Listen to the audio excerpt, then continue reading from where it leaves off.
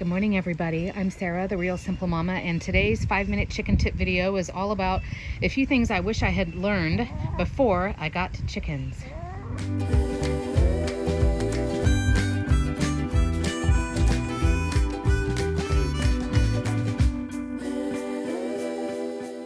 And the girls are finishing their oatmeal with fresh tomatoes, cayenne, and crushed red pepper.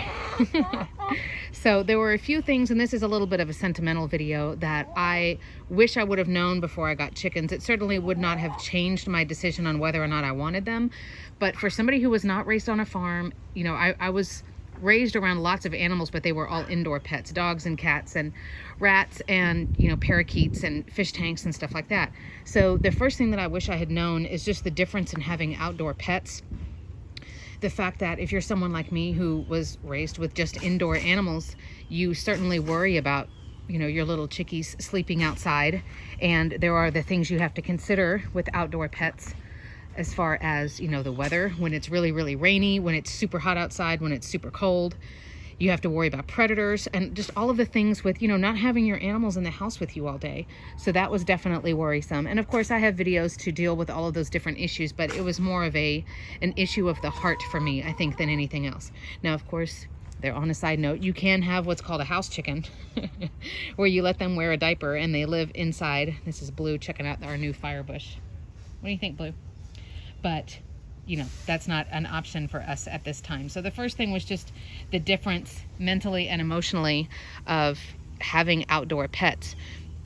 The next thing, and I've done videos on this too, is just the fact that, you know, like with any animals, even if you take really good care of them and you do everything that you know to do and you try to be selfless and make the right choices for them, you know, sometimes things go wrong. And I have buried 2 chickens in my 3.5-year career of having chickens. In those cases, it was both due to being overheated to heat issues, which is why I'm so passionate about that. But of course, you know, that is something that's really hurtful to really realize. You know, your chickens are not going to live for 10, 20 years. You know, they're going to have their lifespan, and they may just die of natural causes when they're 3, 4, 5, 6 years old, and there may be something that happens, whether it's a predator or they get too hot or they have some type of reproductive issue. So that's hurtful.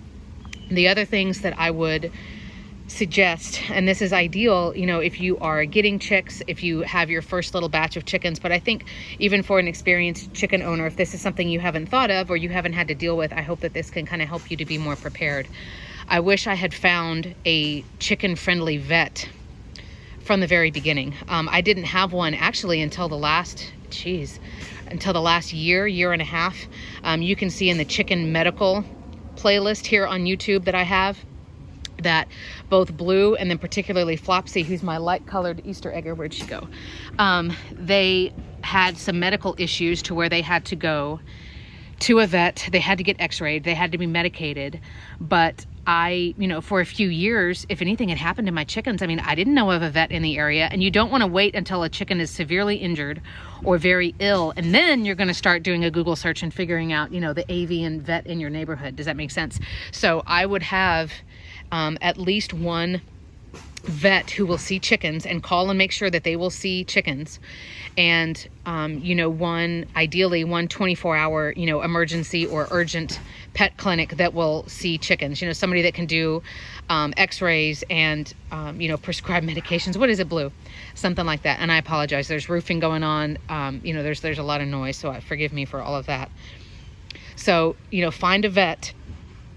Find somewhere where you can take your birds. Again, if you need to be able to get prescription medications, if you need x-rays. And I know that there are people who are like, well, you know, if my chicken is that sick or that injured, then we're just going to put them down, or we'll just call them on our own, or we'll just see if they come out of it, you know, without medical intervention. That's okay if that's your choice.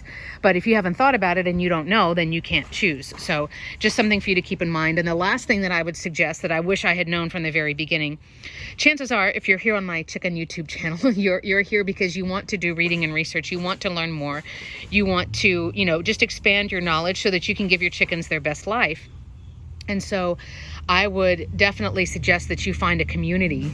an online community or a physical community of people who just live near you, or both. And that could be on Facebook, as much as I hate Facebook. That can be on Nextdoor. That could be just on the Backyard Chickens website, where they've got a great forum. But I would have a place where if you've got questions, whether it's something silly, like for me, I'm asking about, you know, what setup do you use when you quarantine new chickens? Because I'm getting 3 new hens in October. But I'm thinking about, you know, do I just put the dog crate here on the ground? Do I use the tray in the dog? You know, it's just where you can talk shop and you can kind of pick the brains of some people who are experienced chicken owners and chicken tenders. And so, like I said, that could be a community of people who live near you. Of course, the advantages to that is you guys could get chickens from each other.